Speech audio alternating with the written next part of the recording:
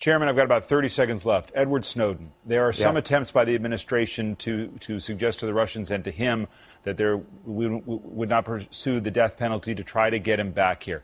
Senior government official told me this week that Snowden has the blueprint for the NSA, but not the owner's manual. What does that say to you about the threat that he still possesses with more disclosures that could come forth?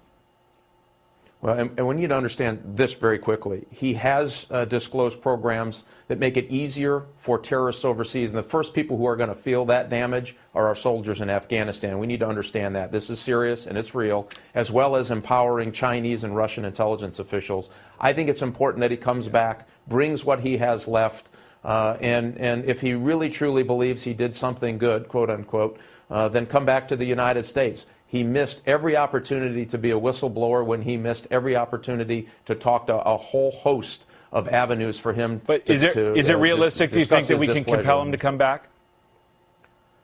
I'm not sure. I think he may be too far gone. I would hope at the end of the day he makes that decision.